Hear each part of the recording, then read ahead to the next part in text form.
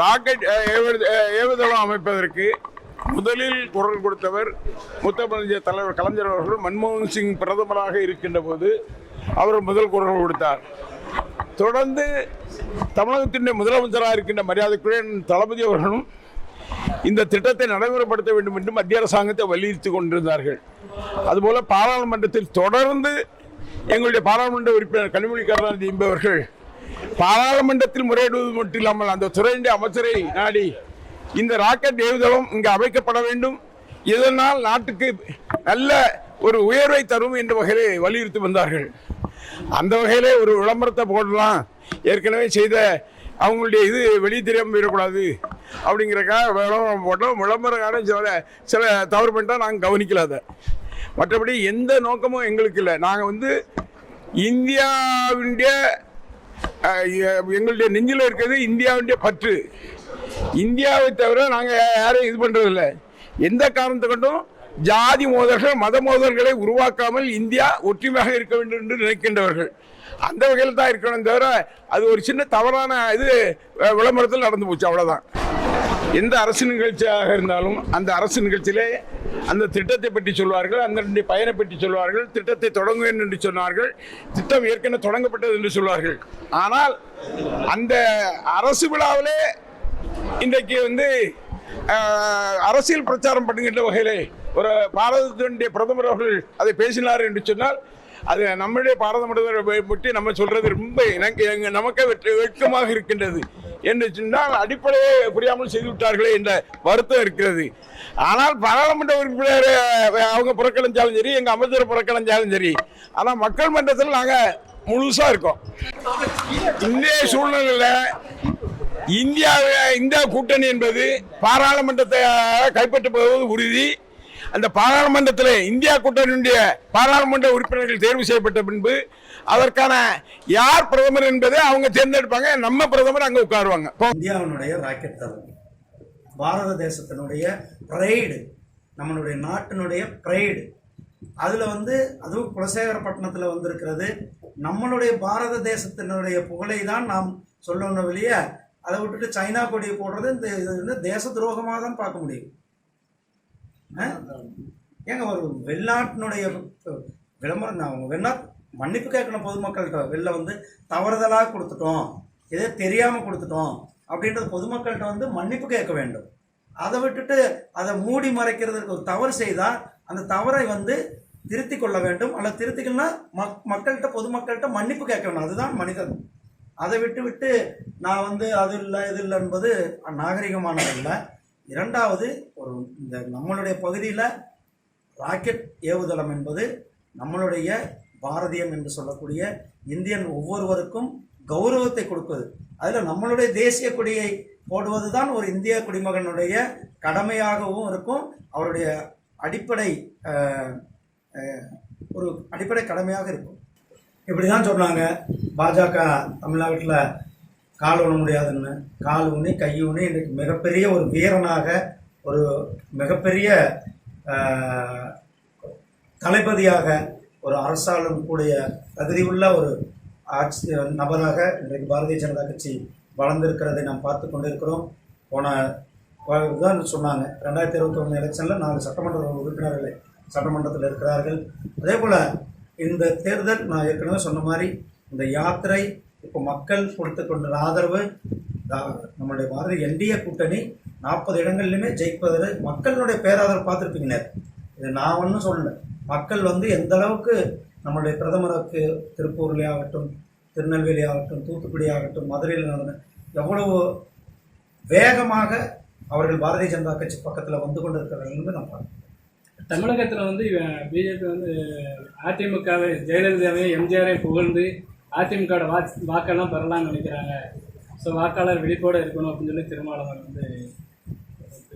மாண்புமிகு பிரதமர் அவர்கள் இந்த நாட்டினுடைய மிக முக்கியமான, தமிழ்நாட்டினுடைய மிக முக்கியமான தலைவர்கள் இருவரை, குறிப்பாக புரட்சித் தலைவர் எம்ஜிஆர் அவர்களையும் புரட்சித் தலைவர் அம்மா அவர்களையும் பாராட்டி பேசியிருக்கிறார்கள். பிரதமர் அவர்கள் இந்த நாட்டினுடைய வளர்ச்சிக்காக பாடுபட்ட 2 தலைவர்களை புகழ்ந்து பேசியிருக்கிறார்களாக தான் பொதுவாக வரக்கூடிய கருத்து கணிப்பில் வந்து தமிழகத்தில் வந்து இன்னும் திமுக தான் வந்து அதிக தொகுதிகளை வெல்லக்கூடிய ஒரு வாய்ப்பு சொல்கிறாங்க. பிஜேபிக்கு ஒரு குறிப்பிட்ட வாய்ப்பு கம்மியாக தான் சொல்கிறாங்க. அதில்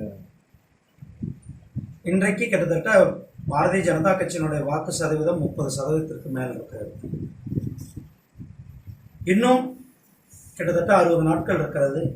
எங்களுடைய பிரதமர் அவர்கள் மக்கள் இன்னும் அதிகமாக இங்கு வர இருக்கிறார்கள்.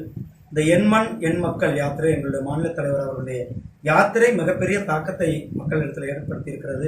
இதெல்லாம் தேர்தலில் எதிரொலிக்கும். அதுதான் நாங்கள் தான் சொல்கிறோம், இந்த தேர்தல் பாரதிய ஜனதா கட்சி வரலாற்றை புரட்டி போடுகின்ற தேர்தலாக இருக்கும், வரலாற்றில் ஒரு தடம் பதிக்கக்கூடிய தேர்தலாக இருக்கும், அனைவரையும் ஆச்சரியப்படுத்தக்கூடிய ஒரு தேர்தலாக இந்த தேர்தல்.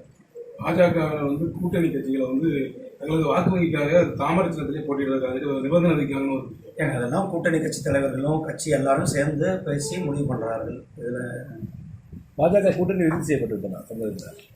எங்களுடைய ஆல் இந்திய தலைவர்கள் அதெல்லாம் பேசி கொண்டு இருக்கிறார்கள். எல்லாமே இப்போ எல்லா கட்சியும் கூட்டணி பேசிட்டு தான் எல்லாம் பேச்சுவார்த்தையில் நடந்து மீண்டும் அதிமுக பாஜக இணையிருக்கு. கூட்டணி பற்றி எங்களுடைய தேசிய தலைமை அவர்கள் வந்து முன்னெடுத்து அவர்கள் பேசிக்கொண்டிருக்கிறார்கள். அது இல்லாமல் கொஞ்ச நாளில் யார் யார் வருவா, யார் யார் எடுத்துப்பாங்க இல்லைன்றதெல்லாம் நமக்கு தெரியும்.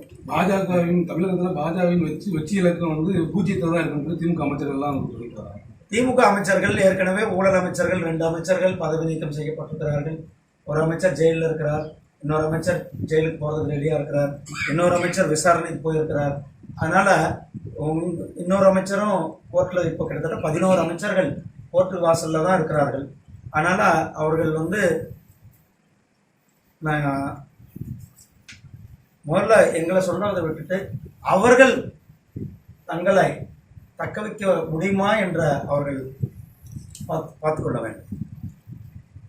பொதுவாக மழை வெள்ள காலத்தில் வந்து இந்த மாதிரி சேதத்தில் வந்து பார்வையாளர்களுக்கு வந்து நிதி இன்னும் வழங்கப்படலை, தமிழகத்துக்கு வழங்கப்படலை. பார்வையிட்டு போனாங்க வேணுக்கு கிட்டத்தட்ட SDRF ஃபண்ட் என்று சொல்லக்கூடிய ஃபண்டு 1000 கோடி ரூபாய் ரிலீஸ் பண்ணியிருக்கிறது நமக்கு எல்லாருக்குமே தெரியும். அதே போல் அந்த இன்டர் மினிஸ்ட்ரியல் கமிட்டி அவர்கள் வந்து ஆய்வு செய்து போயிருக்கிறார்கள். அவர்கள் அந்த இதை கொடுத்த பிறகு அது என்ன நடைமுறையோ அந்த நடைமுறைப்படி செய்வார்கள். தூத்துக்குடியில் நேற்று நடந்த நிகழ்ச்சியில் வந்து கட்சி ரீதியாக வந்து திமுக இருக்காங்க, தொகுதி நாடாளுமன்ற உறுப்பினர் சரியான மரியாதை வழங்கன்னு சொல்லி திமுக தொடர்ந்து திமுக வந்து இதெல்லாம் சொல்லணும்னா தாங்க ஆச்சரியப்படுறது. ஒரு மிகப்பெரிய நிகழ்ச்சி, அவர்களும் இன்விடேஷன்லாம் அவர்கள் பெயர் இருந்தது. அதே போல் அவங்க ஸ்டேஜில் தான் இருந்தாங்க. பேசும்போது கூட நாடாளுமன்ற உறுப்பினர் தொகுதி நாடாளுமன்ற உறுப்பினர் பேரை கூட பிரதமர் குறிப்பிடல. பிரதமர் சில இடங்களில் யார் பேருமே குறிப்பிட மாட்டார். அவர் நேரம் காலம் கருதி அவர் பேசி போகிறாரு.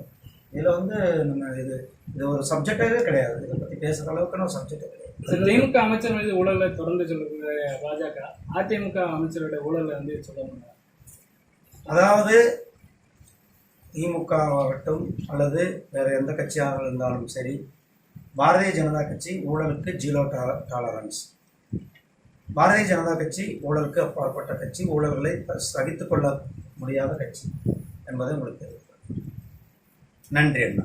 இது இலங்கை மீனவர்கள், இந்த தமிழக மீனவர்கள் இலங்கை போனவங்க வந்து அவங்களுடைய படகு நாட்டுடைமையாக்கப்பட்டு அதை மீட்கலை அப்படின்னு சொல்லி தவிர்த்து இது ஒரு பெரிய பிரச்சனை தாங்க. நமக்கு எல்லாரும் தெரியும், கடல் பகுதியில் இருக்கிறோம். இது ஒரு இன்டர் மினிஸ்ட்ரியல் கமிட்டி ஒன்று, ஜாயின்ட் கமிட்டி கூட்டம் வந்து நடத்தணும் மினிஸ்டர் லெவலில். அந்த கூட்டத்தை நம்ம நடத்தணும்னு சொல்லிட்டு கொண்டு இருக்கிறோம். அவர்கள் அநேகமாக இந்த ஒரு மாதத்துக்குள்ளே அதுக்கான டைம், வெளியுறவுத்துறை அமைச்சர் அவர்கள் ஒரு வாரத்துக்கு முன்னால் நம்முடைய ராமேஸ்வரம் மீனவர்கள்லாம் வந்து சந்தித்திருக்கிறார்கள்.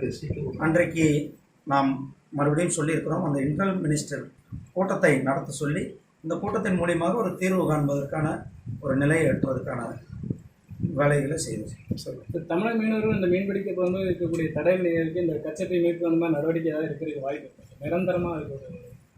கச்சத்தீவை தாரவாழ்த்து கொடுத்தது யாருன்னு உங்களுக்கு எல்லாருக்கும் தெரியும். திமுக தான் தாரவாழ்த்து கொடுத்தது, காங்கிரஸ் தான் அவர்களிடம் ஒப்படைச்சார்கள். அதாவது இன்றைக்கு அப்படி இருந்துவிட்டு இன்றைக்கு அரசியலுக்காக அதை மறுபடியும் அவர்கள் வேறு மாதிரி பேசிக்கொண்டு இருக்கிறார்கள் ஒரு பக்கம். ஆனால் மீனவர்களினுடைய வாழ்வாதாரத்தை மேம்படுத்த வேண்டும் என்பது, மீன்பிடியை அதிகப்படுத்த வேண்டும் என்பது, மீனவர்கள் இன்னும் கொஞ்சம் ஆழ்கடலில் போய் மீன் பிடிக்கணும், சர்வதேச எல்லாம் தாண்டி எக்கனாமிக் ஜோன் என்று சொல்லக்கூடிய ஹைசியில் போய் மீன்கள் பிடிக்கணும்னு தான் நம்ம ஆழ்கடல் மீன்பிடி ஊக்குவிக்கிறதுக்கு கிட்டத்தட்ட 60% மானியத்தோட போட்டுகள் கொடுத்துக்கணும். தமிழ்நாட்டில் மட்டுமே கிட்டத்தட்ட 1000 போட்டுக்கு மேலே அது மாதிரி கொடுத்துருக்குறோம். இன்றைக்கு நம்ம மீனவர்கள் வந்து அதிகப்படியாக வெளியில் போய் டீப்சியில் ஃபிஷ் மீன்கள் பிடிக்கிறதுக்கான அவர்களுக்கு ட்ரைனிங் கூட கொடுத்து கொண்டு இருக்கிறோம். அவர்களும் போய் கொண்டிருக்கிறோம். அதே மாதிரி மீன் வளத்தை, இந்த உள்பகுதியில் மீன் வளத்தை ஏற்படுத்துவது ஃபிஷ் ராஞ்சிங் என்று சொல்லக்கூடிய அதையும் நம்ம பண்ணி கொண்டிருக்கிறோம்.